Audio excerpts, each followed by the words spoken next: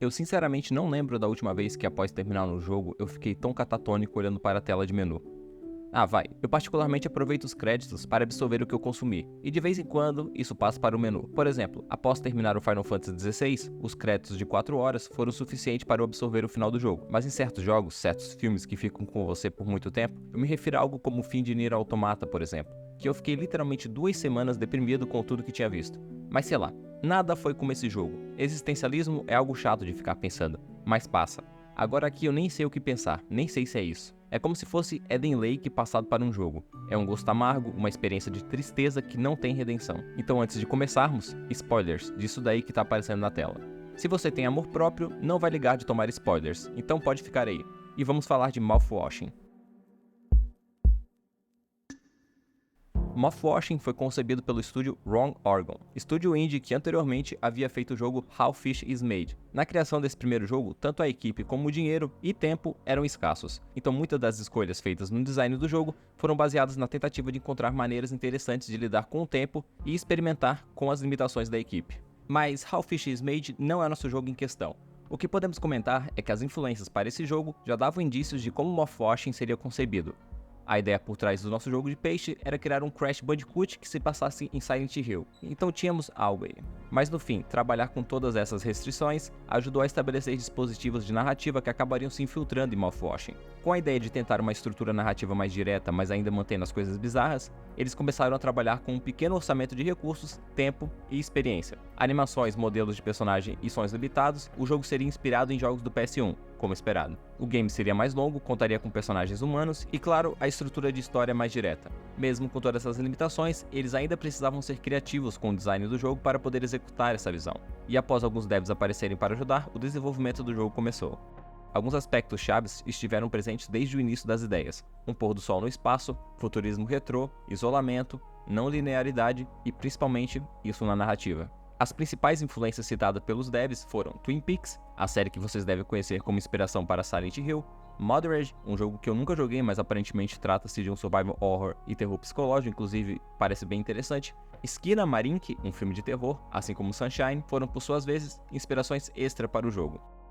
Um dos objetivos do jogo era criar um contraste, um navio que pareça uma revista kit de design de interiores dos anos 70, isso dentro da parte dos alojamentos, mas os corredores de conexão seriam desconfortáveis, mecânicos, semelhantes a um submarino, criando assim esse tal contraste.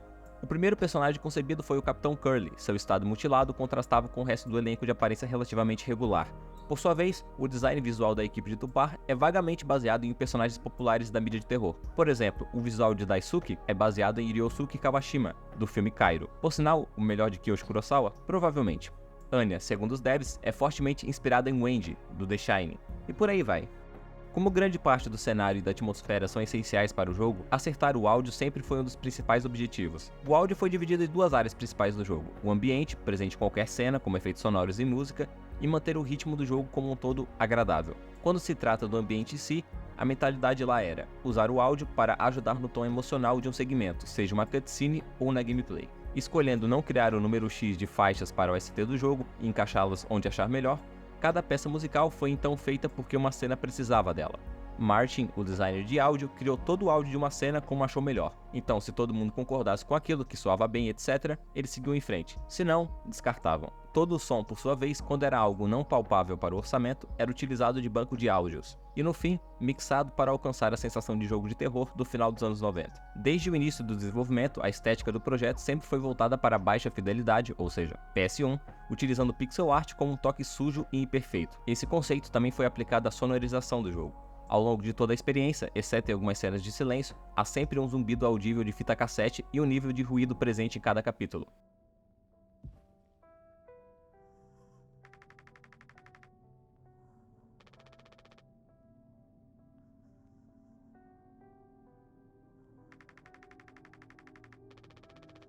Isso foi feito para criar uma atmosfera sombria e desgastada, ajudando a integrar os sons do jogo de forma coesa. Uma das maiores inspirações para a equipe foi sim a série Twin Peaks, a ponto de, em um determinado momento, utilizarem a frase Twin Peaks no espaço, como uma forma resumida de descrever o jogo. Apesar do projeto ter evoluído muito desde então, Twin Peaks continuava sendo uma referência essencial, principalmente na abordagem musical. Um exemplo notável disso é o tema principal do jogo. A intenção era que ele soasse como uma mistura de Twin Peaks, Lana Del Rey, The Pure and Damage do filme Good Time. O tema principal é uma peça atmosférica que serve como um presságio, uma música que dá a sensação de calma antes da tempestade, sugerindo o que está por vir antes mesmo de o jogador começar a jogar.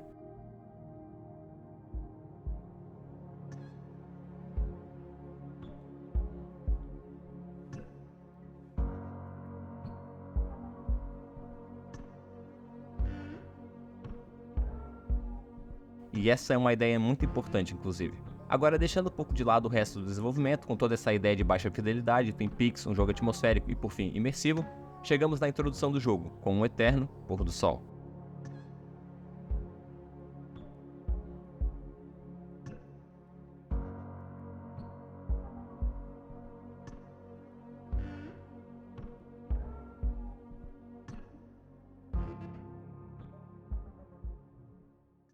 Em um mundo onde a tecnologia evoluiu o suficiente para não ser mais necessário utilizar de tripulações para transportar produtos, a empresa Pony Express, por sua vez, ainda utiliza de mão de obra humana para suas entregas, seja por segurança ou simplesmente ter ficado para trás. Nesse contexto, a sua entrega mais recente tem como tripulação 5 pessoas. Tupar tem um tempo estimado de entrega próximo dos 382 dias, sendo que desses dias já se passaram 147.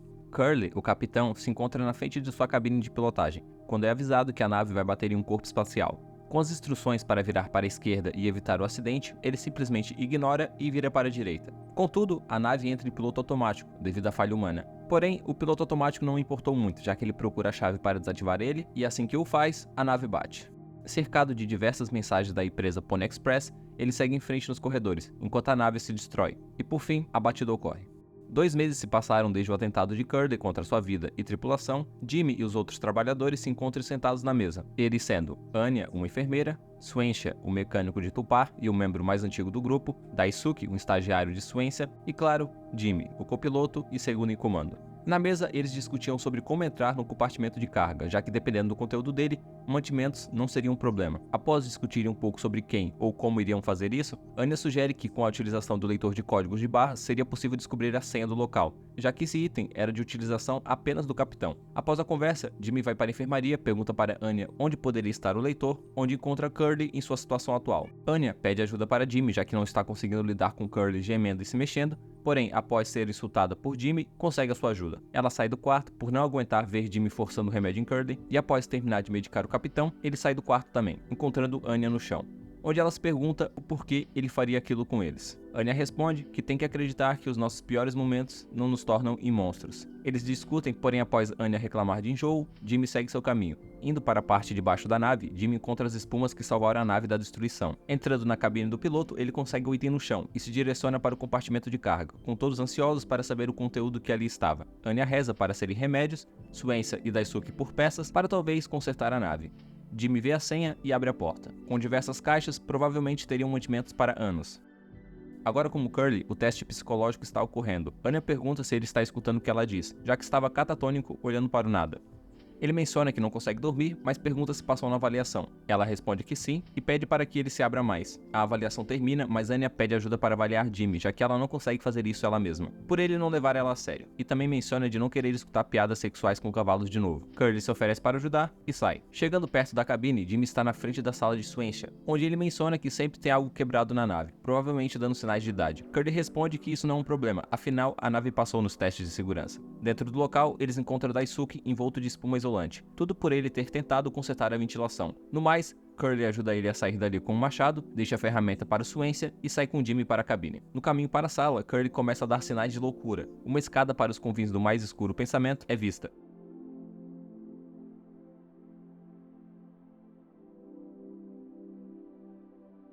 Após se vislumbrar com o nascer do sol e andar para a única saída, ele se encontra com Jimmy na sala, dessa vez na realidade. Na hora do teste, Jimmy se mostra cético e a parte da avaliação, já que não acredita que aquilo dará em alguma coisa. Ele comenta sobre estar satisfeito com a posição deles ali, afinal eles estão no comando. Mas rapidamente a conversa se vira para Curly. Jimmy então vira o questionamento. Todos veem ele como um ótimo capitão, então por que ele aparenta sempre estar na beira de um abismo com os pés amarrados? Curly então começa a se abrir, diferente do que fez com Anya. Ele comenta sobre o sucesso dele e se pergunta se aquilo é tudo que ele terá, se é o suficiente, se ele deve ficar ali apenas por isso. Após Jimmy perguntar se aquilo era ruim, ele responde que não, e esse é o ponto.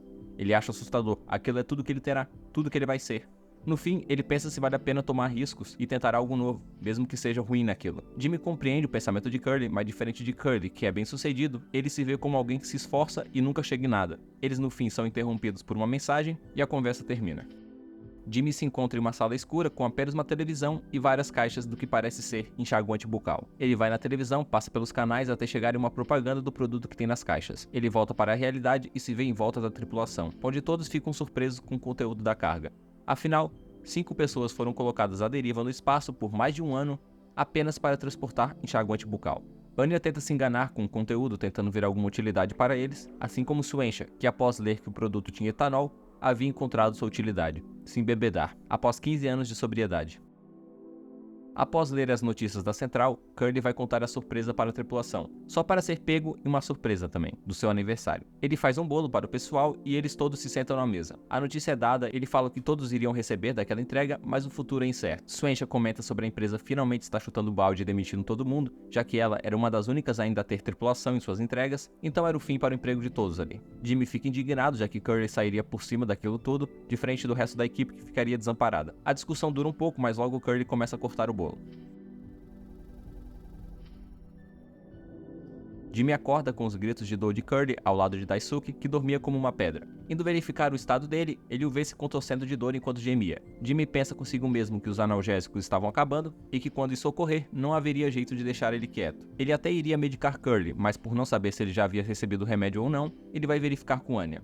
Descendo o andar, ele encontra ela e Suensha, ambos acordados com gemidos que ecoavam pela nave inteira. No fim, Anya não tinha dado os remédios, então Jimmy sobe novamente e o faz, da maneira mais agressiva possível, talvez já cansado daquilo tudo.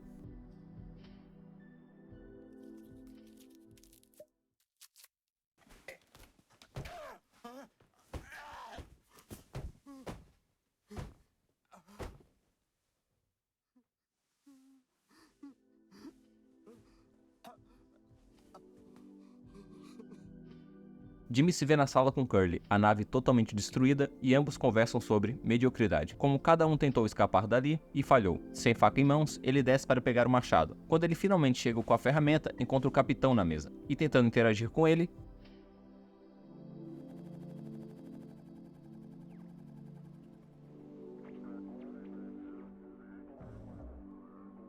Jimmy aparece na entrada da sala de produtos e sai para verificar como estava a tripulação. Primeiro, ele vê Daisuke no chão, com fortes dores, muito provavelmente pelo exagerado uso de enxaguante bucal. Ele comenta sobre a mãe dele e como ela encontrou esse trabalho para ele, e tema que ela se sinta culpada pela morte inevitável. Ele então pede para ficar só, e Jimmy sai. Entrando na sala principal, ele percebe Anya com um pote de enxaguante bucal na mão. Jimmy questiona se ela tomaria aquilo, porém ela nega, já que provavelmente deixaria ela enjoada. Ela comenta que tinha deixado algumas medicações fora da enfermaria, mas que a espuma tinha tomado conta do local. Após conversarem sobre os assuntos, eles chegaram à conclusão de que Jimmy iria remover a espuma, com cuidado, para tentar assim alcançar os remédios. Ele vai atrás do machado, mas encontra Suensha bêbado dançando. Ele fica estressado com Jimmy, achando que ele vai acabar matando todo mundo ali cedo demais, bate o machado no LED e senta no chão.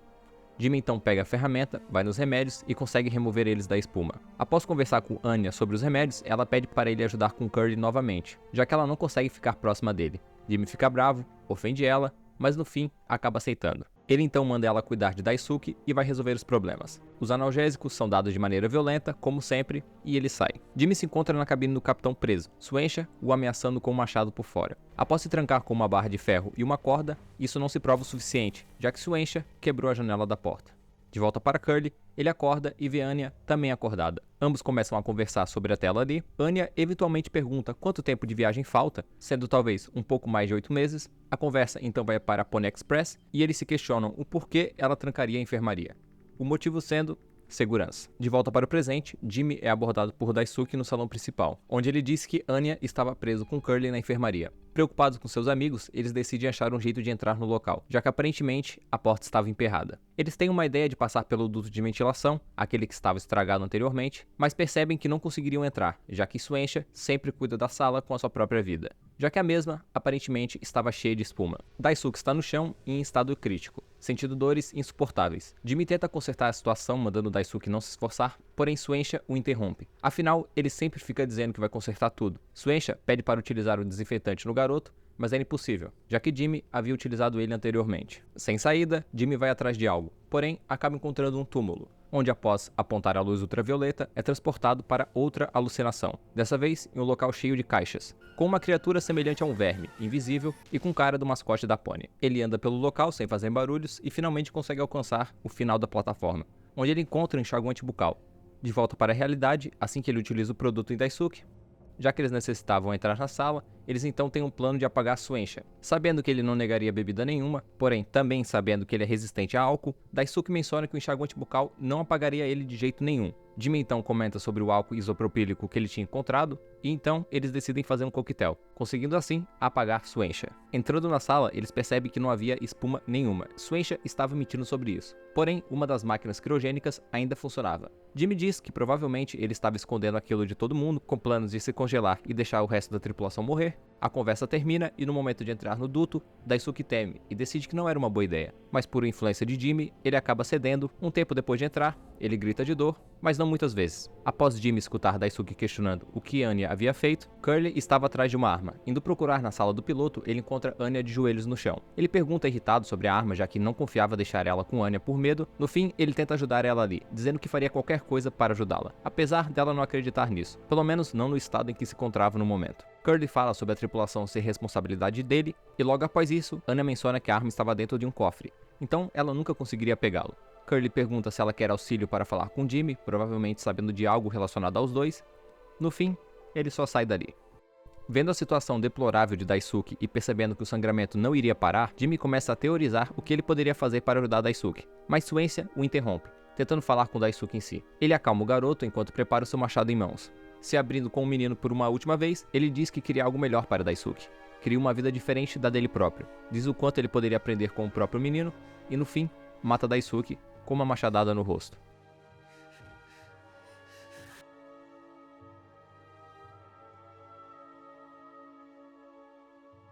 Jimmy o chama de monstro, mas Shueisha nem liga mais. Ele diz que tudo ali já acabou, é o fim deles. E ninguém ali será mais prejudicado pelas desilusões de Jimmy. O capitão atual então menciona sobre a máquina de congelamento e como ele pensava que Shueisha matou Daisuke para diminuir a concorrência para a última máquina. Ele o acusa de assassinato, mas não até Shueisha rebater que pretendia deixar a máquina para o próprio Daisuke, a alma mais pura da tripulação e aquele que não merecia passar por tudo isso. Um tempo se passa, o Jimmy vai atrás da arma. Entrando na enfermaria, ele encontra Anya morta no chão, com seu rosto cheio de sangue causado pelo suicídio que ela cometeu com os remédios. Ignorando Curly, ele abre o cofre com a senha da cabine e pega a arma. Curly ri, por algum motivo, porém ao sair da sala, ele se depara com Shueisha com o machado.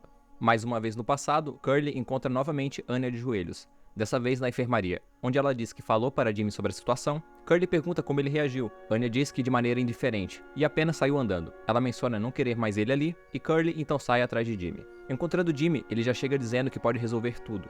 Jimmy só pergunta como eles ficarão após sair daquele local, e Curly responde que tudo bem, que eles superariam isso juntos. O co-capitão se mostra cansado e diz que tudo que ele escuta é como Curly é um bom líder, dizendo que aquilo tudo chega a ser irritante. Jimmy se mostra preocupado com o futuro dele, sempre perguntando sobre o que ocorrerá após tudo aquilo, provavelmente com a cabeça pesada devido às suas ações. Apesar de Curly continuar tentando acalmar a situação, no fim, Jimmy cede. Não conseguindo assumir a culpa, ele diz que vai resolver tudo, deixa Curly para trás e vai para a sala de piloto. E aí, chegamos no início do jogo, onde descobrimos que quem bateu a nave não foi Curly, mas sim Jimmy.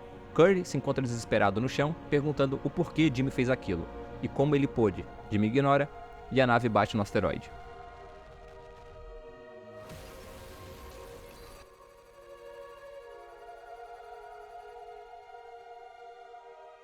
Jimmy com Curly no colo se direciona para a sala, onde todos os tripulantes se encontravam mortos posicionados na mesa. Jimmy coloca o capitão na mesa e começa a alucinar com todos ali vivos. Após todos o glorificarem, ele começa a cortar a perna de Curly com a faca do bolo. Jimmy então fala para Curly como a vida deles é difícil, em comparação com a do próprio, já que ele é bem sucedido, e que no fim, todos perdoam o capitão pelo sucesso dele.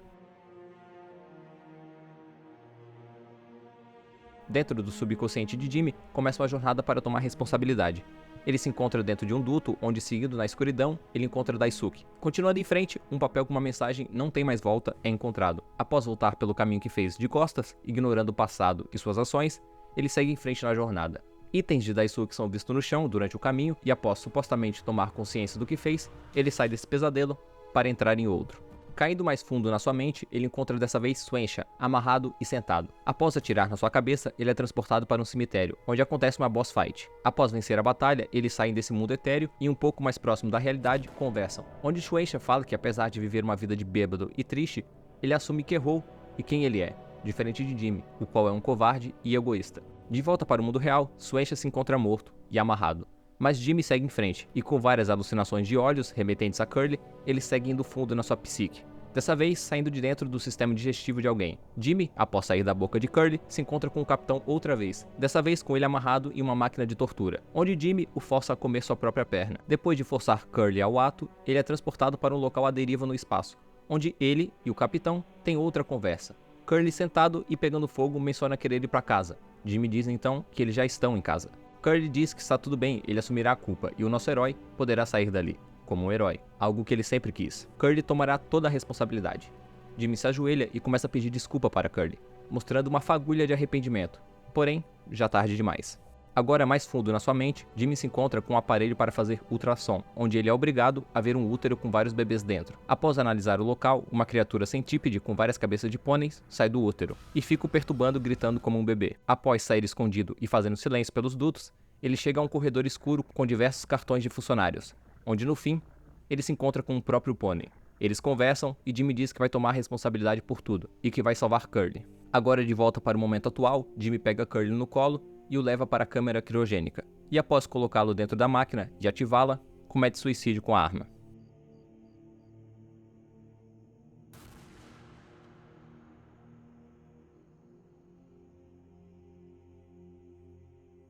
Então, basicamente, nem um pingo de felicidade e esperança no jogo, certo? Eu sei que parece meio niilista e sem sentido acompanhar uma história onde só desgraça acontece e sabemos que não vai ter nenhum final feliz, mas vai por mim. É muito mais que isso. Vocês provavelmente se lembram do momento em que eu mencionei Eden Lake, ou mesmo só citei a semelhança. Então, por que eu acho isso? E especificamente esse filme e não outro filme triste e perturbador? Basicamente pelo sentimento que o filme deixa no final. Um sentimento amargo que fica com você quando você fecha os olhos e vai dormir. Aqui no jogo, a narrativa não linear é um artifício forte na construção de tensão. Uma por manter sempre em xeque o nosso conhecimento dos acontecimentos e outra por drasticamente chocar com os ocorridos. Onde eu particularmente quero chegar nessa parte dos acontecimentos é: o jogo te introduz o que vai acontecer.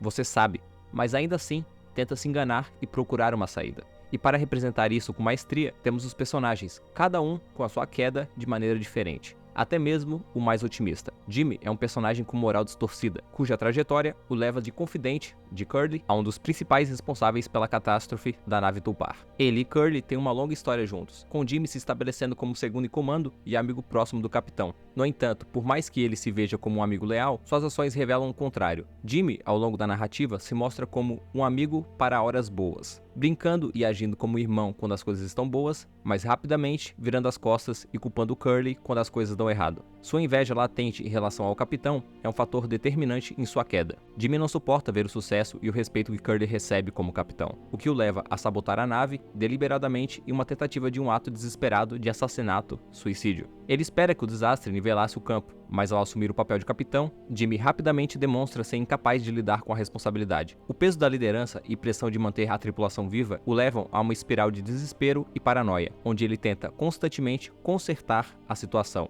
mas só piora as coisas. Sua falta de previsão e sua incapacidade de assumir responsabilidade pelos seus erros são as falhas fatais que o arrastam para o fundo. Além de suas falhas como líder, Jimmy se destaca como uma figura egoísta. Ele constantemente menospreza e insulta todos ao seu redor, incluindo Curly, enquanto reclama sobre o quão difícil a situação é para ele. Mesmo quando confrontado diretamente pelas consequências de suas ações, seja por outros personagens ou pela sua própria consciência, Jimmy se recusa a admitir qualquer culpa. Ele sempre desvia a responsabilidade e se faz passar por vítima, acreditando que pode ser o herói da situação, se apenas tiver outra chance, mesmo quando é claro que ele está em um delírio. Esse comportamento destrutivo se estende além da liderança. Jimmy mantém uma relação abusiva com Anya, a única mulher a bordo. Ele a engravida, possivelmente pelo meio de estupro, mas se recusa a reconhecer a paternidade ou oferecer qualquer tipo de apoio, seja emocional ou prático. Sua conduta desprezível é agravada pelo fato de ele insistir que todos ali chamem ele de capitão, após a incapacitação de Curly, mostrando assim sua obsessão por poder e controle, sem, no entanto, possuir a habilidade ou integridade para merecê-los. À medida que o jogo progride, fica claro que Jimmy não é o herói da história,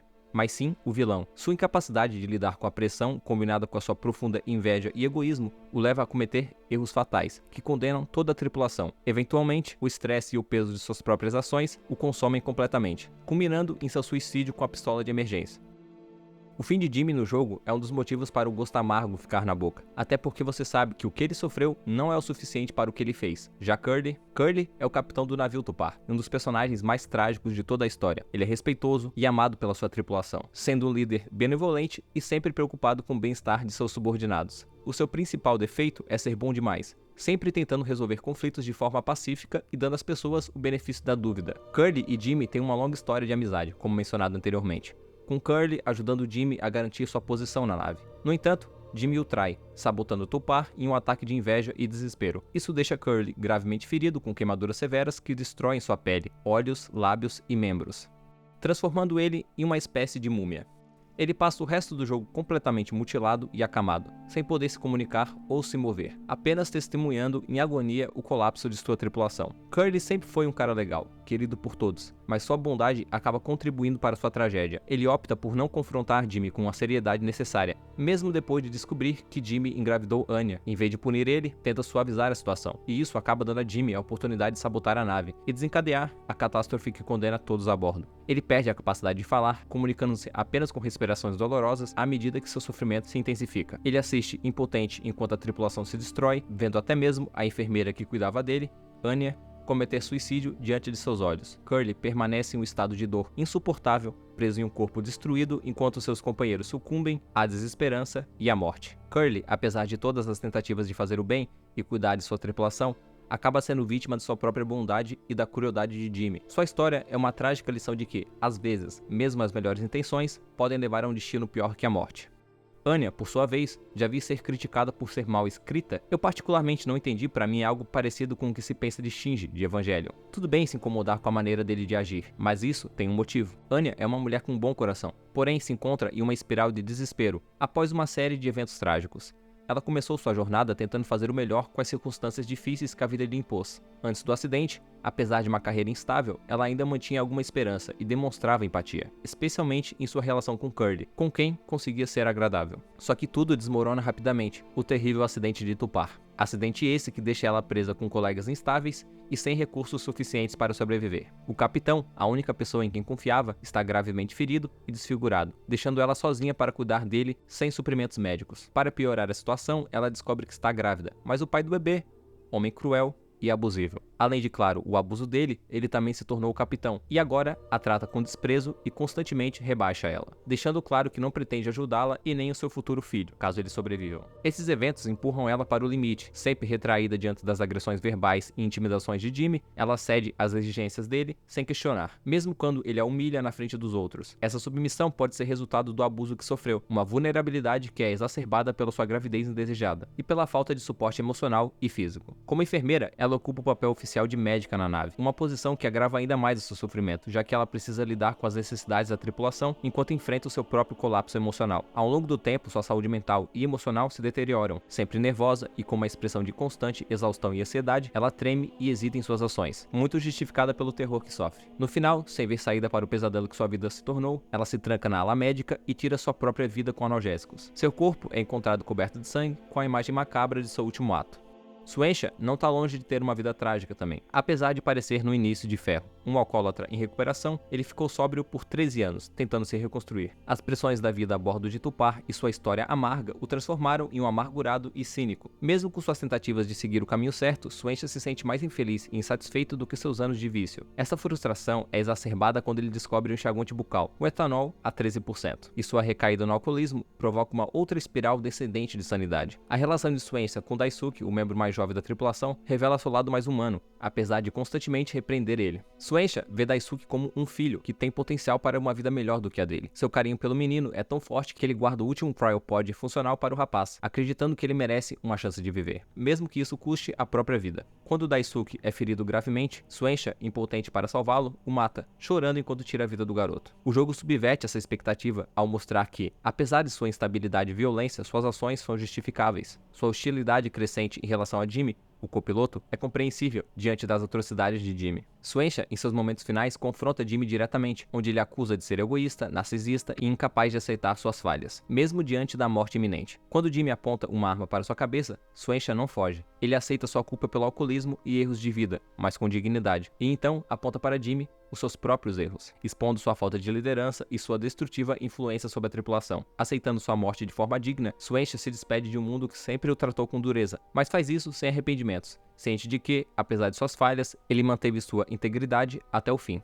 E por fim, alguém que nem merecia aquilo, alguém que nem uniformizado estava direito, mostrando que foi um tropeço do destino que o colocou ali, radiante e feliz. Daisuke e sua natureza despreocupada são colocados à prova quando a situação de Tulpar começa a desmoronar. Seu otimismo inabalável finalmente cede à realidade quando ele, pela primeira vez, considera que talvez nunca sejam resgatados, levando ele a se afogar em suas mágoas no álcool. Ele é flagrado por Jimmy bêbado, com enxaguante bucal, uma visão desoladora de sua quebra emocional. Apesar de suas limitações, Daisuke sempre se preocupa genuinamente com os outros membros da tripulação. Ele se esforça ao máximo para ajudar, e embora Shueisha o trate de forma rude na maior parte do tempo, Daisuke o respeita e vê ele uma figura quase paternal, uma relação que Shueisha, no fundo, a gente sabe que reconhece. Isso culmina em um momento trágico, quando depois de Daisuke se ferir gravemente, aquilo lá acontece. Daisuke, mesmo nos momentos finais, permaneceu fiel ao seu caráter. Um jovem com um coração puro, otimista e bondoso, que nunca deixou de acreditar no melhor dos outros, mesmo quando a situação se deteriorava ao seu redor.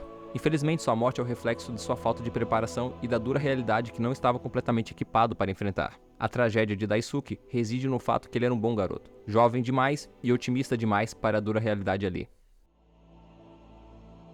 Agora pegue tudo isso, pegue a tragédia, a fragilidade e tudo que a vida humana tem, e também a maldade do ser humano. Tudo isso é posto em um local fechado e sem saída. Vemos como a vida é algo sempre acima de um fio, principalmente ao lado de uma situação fora de controle. Ver personagens como Daisuke e Anya nessa situação nos faz pensar: por quê? Por que alguém permitiria tamanha crueldade acontecer com as pessoas? Agora resgatem de volta aquela comparação que fiz com Eden Lake rapidinho. Vamos falar sobre ela. Dirigido por James Watkins, Eden Lake é um filme de horror dirigido pelo mesmo cara que fez isso daí. As temáticas de desespero, violência sem sentido e ausência de moral ou redenção, bom, lembram muito niilismo, né? Esse que é a crença de que a vida não tem um sentido intrínseco, valores universais ou propósito. Em Eden Lake, principalmente na violência gratuita dos jovens, que perseguem o casal protagonista. A brutalidade do grupo e a incapacidade dos personagens principais de escapar do destino trágico refletem um mundo onde a moralidade tradicional não oferece proteção, ainda mais no meio dessa floresta aí. Evitando soluções convencionais de bem contra o mal, ao invés de mostrar que a violência e o caos parecem inevitáveis, o final do filme particularmente reforça essa visão niilista, onde não há justiça, vingança ou consolo, apenas a continuidade de um ciclo de violência, que aponta para a desesperança e o vazio moral. Não necessariamente a cinematografia entra em questão para a comparação com Moth-Washing, mas ainda assim podemos citar como ela é parte disso.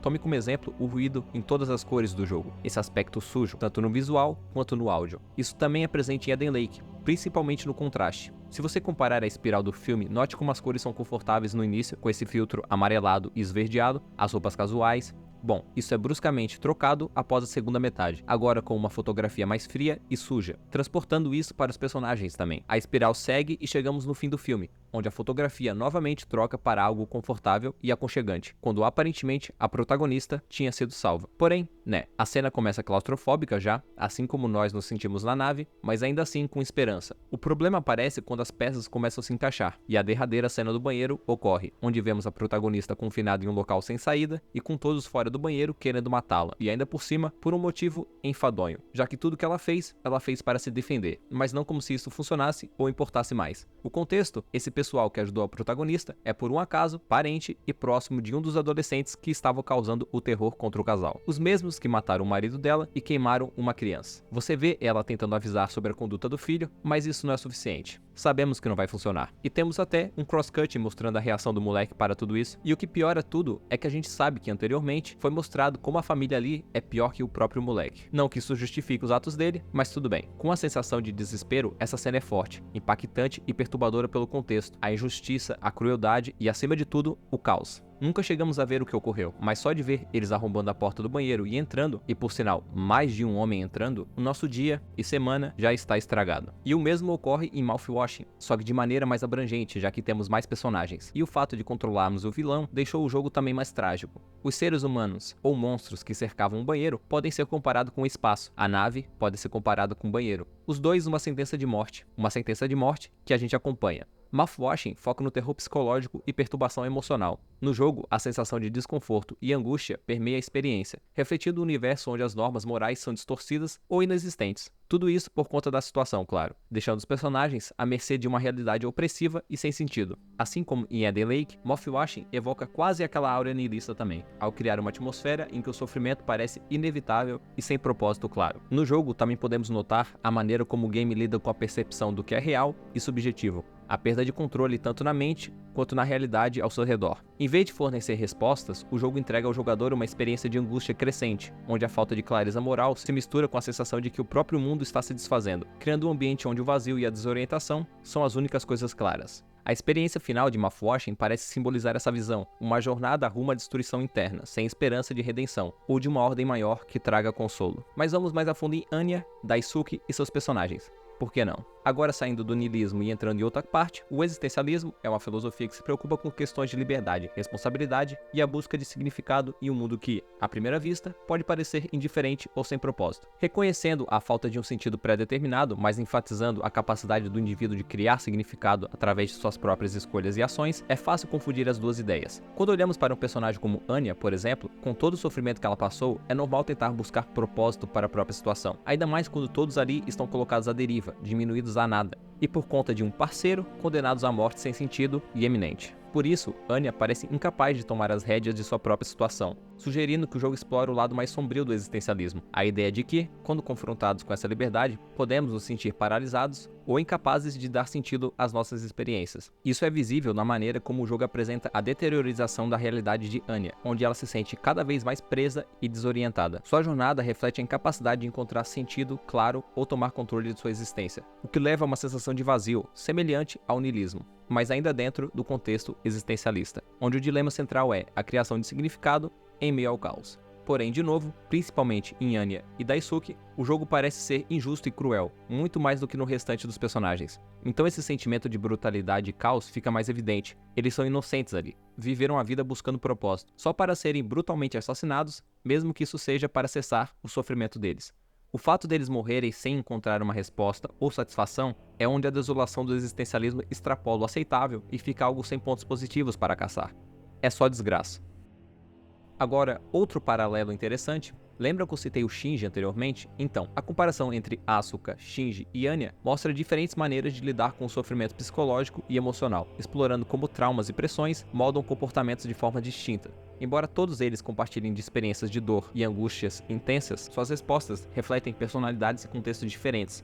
Asuka é uma personagem que se esconde atrás de uma máscara de arrogância e autossuficiência para lidar com sua profunda insegurança e trauma. Ela sofreu abandono emocional e isso a fez buscar constante validação através de sua performance como piloto, tentando provar sua superioridade. Sua forma de lidar com o sofrimento é externalizando ele, reagindo com agressividade e desprezo pelos outros, utilizando disso como uma defesa contra sua própria vulnerabilidade. Conforme a série avança, a sua fachada se quebra, expondo o desespero e a falta de sentido que ela realmente sente por dentro, resultando também em um colapso emocional. Shinji, por outro lado, lida com o sofrimento de maneira oposta. Ele internaliza a dor. A rejeição de seu pai e a responsabilidade esmagadora de pilotar o Eva o levam a um estado de retraimento e autoaversão. Ele se odeia, ele frequentemente escolhe a fuga, evitando o confronto emocional ou mesmo tentando se isolar, pois ele se sente incapaz de suportar as pressões colocadas sobre ele. O sofrimento de Shinji é permeado por uma constante sensação de vazio e também por uma busca por aprovação externa, mas sua resposta à dor é a paralisia emocional, ao contrário da raiva expressada por Asuka.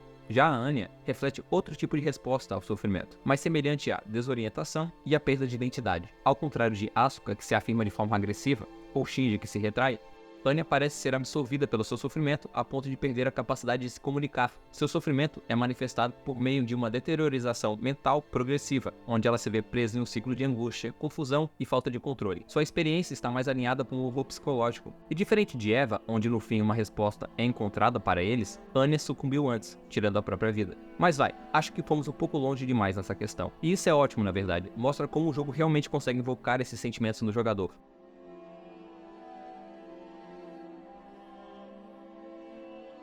E vai por mim, o fato da tripulação só conseguir comer e tomar enxaguante bucal se torna o menor dos problemas nesse inferno chamado Tulbar. E agora que estamos devidamente situados no tema de Eva, Mouthwashing e etc., eu gostaria de conversar sobre a escolha que o jogo teve em homenagear o filme de Eva, The End of Evangelion.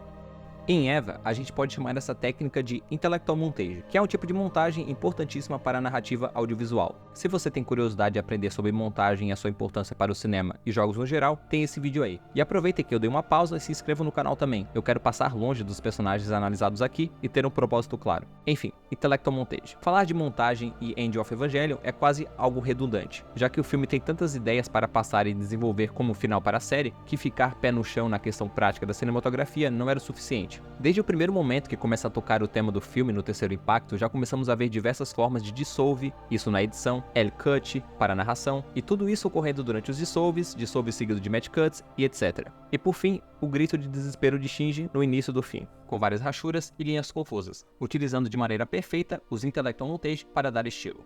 O resto a gente sabe, todos recebem o que queriam no final e viram um só. Isso até o Shinji começar a ter a lição de moral e termos essa cena aí em live action, como parte para a reflexão do espectador e Shinji. Essa cena aí serve como sonhos, a importância da dor, de viver, a individualidade, mas enfim, o vídeo não é sobre Eva, voltamos para Mouthwashing. Mas pode deixar a música de bar de fundo já que faz sentido. Consegue ver uma semelhança entre a sobreposição dos personagens em um plano etéreo, com o fundo representando as emoções deles? Shueisha comentando sobre como mudou quem era para se encaixar na sociedade, enquanto a representação de família é mostrada com placas e comemorações. Pois é, a inspiração em Eva não ficou apenas nos letreiros que aparecem toda hora na tela. Mas no fim, Shueisha é assassinado. Mas e daí? Ele já iria morrer de qualquer maneira? Até quando o corpo aguentaria beber apenas enxaguante bucal? Morrer lentamente com o corpo falhando como se fosse preso em um banheiro? Uma situação inimaginável para cada um dos tripulantes. Isso serve para Daisuke, para Anya, que mesmo antes da condenação da nave já sofria um emprego ruim, abuso, iria ser demitida, não poderia criar aquele filho. Um filho que provavelmente, se pudesse, iria crescer sozinho, já que foi fruto de outra brutalidade. Apesar de tudo, Anya ainda era doce, mas decaiu mentalmente. Murchou e se matou. Curly, desde o início, benevolente, porém a sua bondade acabou sendo uma das causas do derradeiro aprisionamento de todos. Provavelmente, se sentindo culpado, foi o único talvez condenado para viver com aquilo para sempre. Preso no próprio corpo, por Jimmy, que por si só assassinou todos ali na nave, assim como a si mesmo. Irresponsável e incapaz de lidar com seus problemas, preferiu acabar com sua vida e a de todos ali. Se ele escapasse vivo, bom, sairia como herói e sem problemas nenhum, mas a culpa também chegou nele, a responsabilidade também. E como tentativa para consertar seus erros, cometeu outra crueldade, dar uma chance para Curly, já que a morte seria um destino melhor para ele. Do contrário, se sobrevivesse, seria atormentado pelos ocorridos no resto da sua vida. A morte veio a todos, sendo fisicamente ou mentalmente.